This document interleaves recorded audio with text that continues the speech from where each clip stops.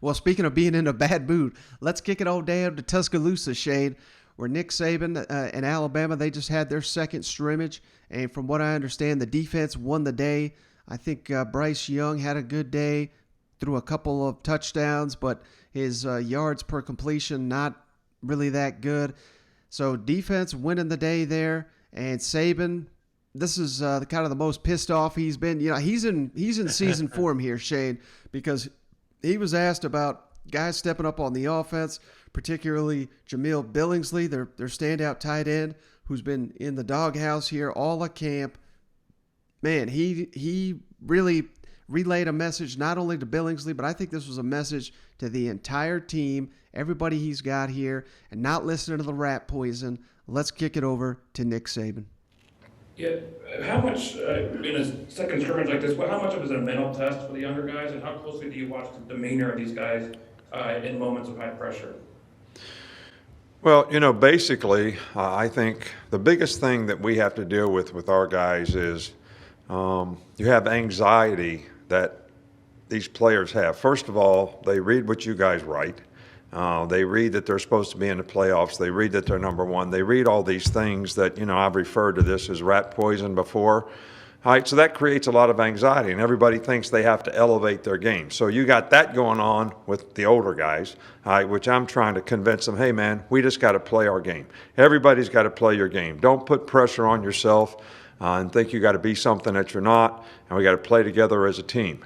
And then you got young guys who are recruited that have high expectations for what they want to accomplish and what they want to do, and in some cases maybe not realistic in terms of how long they focused on what they have to do, the process of getting it right, and they get a little frustrated because they're not making the kind of progress that they want to make. So you got kind of all these variables sort of circling around, on your team. And we really got to get everybody in the right mindset just to buy into doing the things that they need to do to play well, play their game.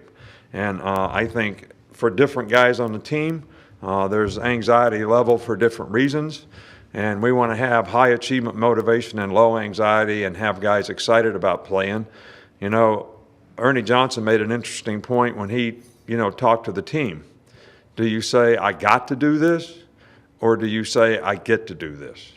And we get to play. We get the challenges of the season. We get the opportunity to play some great football teams, some on the road, some at home, great SEC schedule. So we get to do these things. And that's how I want everybody to look at it. So they got a lot of positive energy and enthusiasm to get after it. Yeah, I mean, just going to the opposite side of the ball, just Will Anderson's a guy that obviously is taking that next step from year one to year two. What have you seen from him and the guys trying to get a pass rush? Yeah, he's been really good. Will's probably the guy that creates more havoc, for our defense in terms of his ability to pass rush. He's a more complete player now. Understands the whole scheme. Is very diverse, as a player in terms of what he can do. So. He's had a really good camp, and, it's going to be important that we can continue to develop some other guys off the edge so they can't just worry about him. Coach, you had mentioned at the beginning of camp that Julio Billingsley had some work to do to get back up the depth chart or the depth chart at tight end. How did that position look? Well, that's up to him. That's not up to me. He knows what he's supposed to do in practice. He knows what he's supposed to do. This is not a democracy. Everybody doesn't do what they want to do. Everybody don't get to do what they feel like doing. You got to buy in and do what you're supposed to do to, be a part of the team and do the things you need to do in practice every day. Sense of urgency, play fast, execute, do your job. Nobody's. It's a privilege for everybody to go out there and be able to create value for yourself. And we have scouts at practice every day. So everybody thinks it's just about playing in the game. It's not just about playing in the game. They watch practice film. They watch guys every day. You guys on ESPN, you evaluate what happens in the game. But they evaluate what happens every day, what you do every day. So what are you doing every day to create any value for yourself? But you got to create value for yourself so that your teammates and everybody gets confidence in you, so that you can you have their confidence when you go out there and play. And, that's up to every player on the team. I don't make that decision for everybody on the team. I try to get them to do it. I try to point out the importance of them doing it, but it's up for them to do it. It's up to them to do it. So, maybe that's not my question to answer.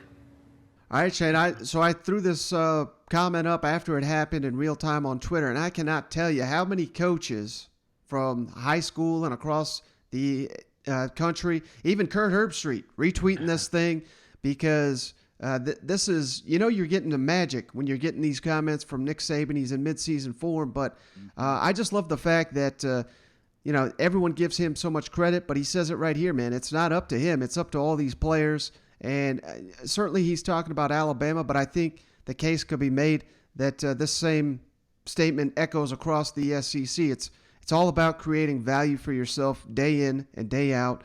And it doesn't seem to me like he's happy with how that's going at Alabama right now. Now, let me ask you, Mike, because there's a lot of money floating around down there in Alabama with this name, image, likeness. Do you think that's what he's talking about?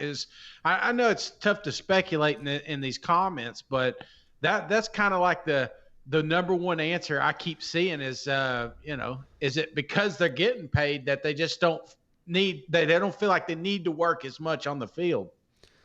Yeah, I mean, I think that's a fantastic question, Shane, and something I'd not really considered, but when the quarterback is out here making damn near $1 million and he's done nothing of significance on the field, you got to wonder, how does that translate in the locker room? And again, I'm not putting that on Bryce Young. If somebody offers me $1 million, guess what? I'll be taking it too. You know what I mean? So we're just entering into a season where we have no idea how this is going to turn out. And I've heard JT Daniels got a bunch of deals, but the way I understand it, JT Daniels is splitting up all the money with all his teammates. And again, cool. That he's not the only one doing that, but and I'm not saying Bryce Young has to do that, or he may be doing it himself. I don't know. But imagine your locker room hearing that, and then you find out, you're not getting anything. I mean, there's just no telling how this is going to play out. And I think no one can answer that, but I think it's going to shake out this fall, and it may cause some issues in the locker rooms. Yeah, I mean, it makes you wonder because, I mean, I was broke growing up. My parents, they worked their asses off to provide for our family. And if I went to college and made $500,000 or given, I would have that. It would be hard for me to fight back that I've made it mentality, because you haven't. This is just another step. Now, is it lucrative? Yes. Do you finally have money? Do you have trouble, buying your meals or getting gas for your car anymore? No, but you haven't made it. And I think that's that Saban, more than probably most of the teams in the country right now are having to deal with. It's just that I made it mentality. You haven't. You're not to the top yet. Yeah, and like I said, man, I that's probably one of the biggest question marks. And like we had Rusty Manziel on here last week talking, how. And there's going to be players that we may not even know their name right now. Let's say they make a game-winning play and they beat an Alabama or an LSU or a Texas A&M. Imagine how much NIL they're going to be turning around that very weekend because people are going to want to be rewarding players for making big-time plays in big-time games. You know what?